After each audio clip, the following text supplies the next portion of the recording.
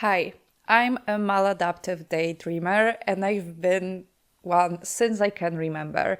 But lately, I started using maladaptive daydreaming as a sort of manifestation method, and now my life has changed a lot, and I think there are even bigger changes coming. Now, ever since I started using this method, I don't really daydream as much. Like, my goal wasn't necessarily to stop daydreaming, it was just to start living more, and I did accomplish that.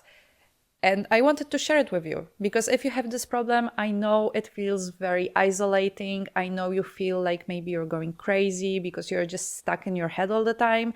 And trust me when I tell you, you don't have to live like this. And there is a very simple way of just upgrading your life. So, what is maladaptive daydreaming? What do I mean by this? To me, maladaptive daydreaming is basically just disappearing into your inner world. And those worlds can look very different. For some people, they kind of disappear into an imaginary reality from like movies or books. So, for example, you can be a character in the Harry Potter series, or you can be just a student at Hogwarts. And for other people, those daydreams are more, I don't know if I can say more realistic, but probably more realistic. And in those dreams, you are in your own reality, but you just kind of control every aspect of it. You control what everyone says around you. You control how people feel about you. You control yourself completely in those daydreams. So whether that's based in like actual reality or imaginary reality, it doesn't really matter as much because I'm gonna give you a few tips on how you can use it to change your life. So how do you change maladaptive daydreaming into your superpower? First of all, you have to kind of think about it critically. So you have to look, for example, at your main character because the main character is usually who you are in those daydreams, right? So for some people, they are just themselves, but like a better version of themselves. Other people like to impersonate a character, and that's who they are in those daydreams. So whoever your main character in the daydreams is, I would like you to define all of their characteristics, and I mean personality traits, but I also mean the way they look, the way they dress. And then you're gonna do the same with the environment you're in. You have to think about what's so alluring about the environment your character is in. So obviously it may be a little harder if you're like in Hogwarts, but just try to think of things that are important in this environment and the things that make you feel safe and accepted. Think also about the other characters in your stories and other people that your main characters surround themselves with.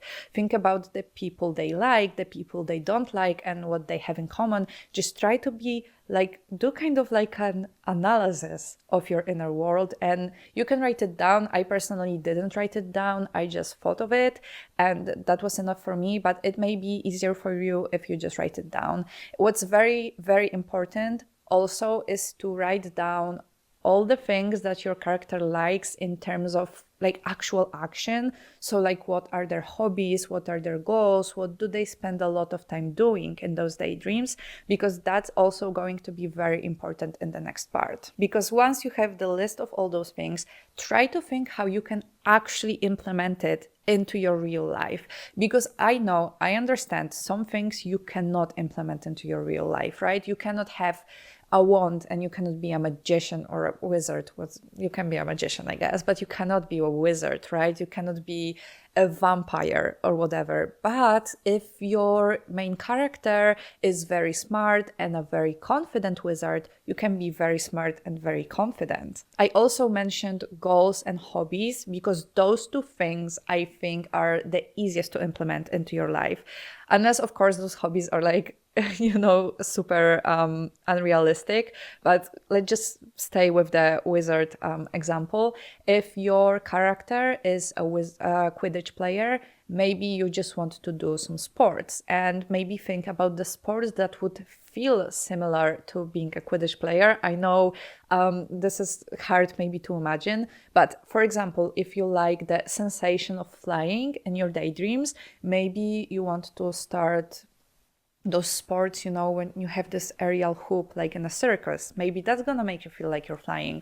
Or if you like the aspect of playing with other people. Maybe you want to play some group sports, for example. There's, you have to, everything is very specific to you. So I cannot give you like one guideline to how to do it, but just try to think about it. What do you like about those hobbies and try to implement them? But it can be easier. If your character likes drawing, start drawing. If your character likes writing, start writing. And I know in those daydreams, we are all just perfect at what we do, but you have to start somewhere, and you can be as perfect as your character at those hobbies if you just put enough effort and time into it. You can also start working on your personality. That's definitely harder than just implementing hobbies into your life, because it's hard to work on your personality. But if you want to be confident and outspoken, just try saying a little bit more every single day. Just try just, one situation a day, your perfect self. Just imagine, in your daydreams, you're already this person. So you can be this person in real life. Just try it out once a day, once a week. Just try working on it and be open to new things, right? Because your character met the people she likes while doing her hobbies or his hobbies. Sorry, I'm obviously talking about myself. So you have to be open to new things, and you have to be open to new people, because once you start working on your life and once you start changing your hobbies, then new people will show up. And for me, new people have shown up, and I've built really great friendships because I was just open to people who were outside my comfort zone. And now I have, friends that they are surprisingly similar to the friends I had in my daydreams. And just because I was open to people, just because I was trying new things, they just came into my life. And it really helps. It really changes your reality.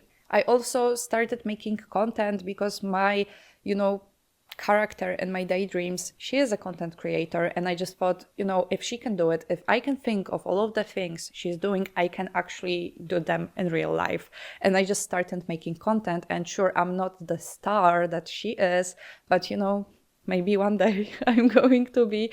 But even though I'm not this star and I don't really have like a big following or anything, I just feel great making content. It is a very creative output for me.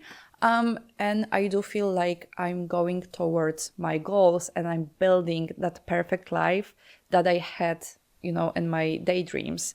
And I do feel a lot more peaceful and a lot more satisfied in my everyday life. And I think that's why I just don't daydream as much, because now my daydreaming kind of turned into planning, and that's really beautiful and very powerful when you realize it doesn't have to stay in your head. And obviously you have to stay a little bit rational, but just like a tiny little bit rational.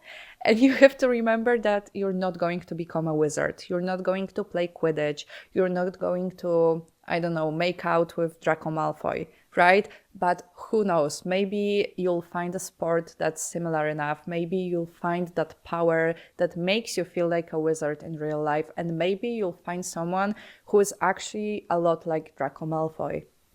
Who knows? Anyway, I just wanted to encourage you to try it, because I know that living as a maladaptive daydreamer is hard, and I don't think anyone wants to spend their life just daydreaming all the time. And it's very easy to disappear into this daydreaming world because it's so safe and it's so cozy and you're always in control. So I understand. And I'm telling you, you can make your life better and more interesting if you try this method. And it's not gonna happen in one day. It's not gonna happen in 1 week. But if you start doing this today, you'll see changes in a month, and in 6 months, you'll be surprised how different your life is now. So try it. Let me know in the comments if it worked for you. Bye.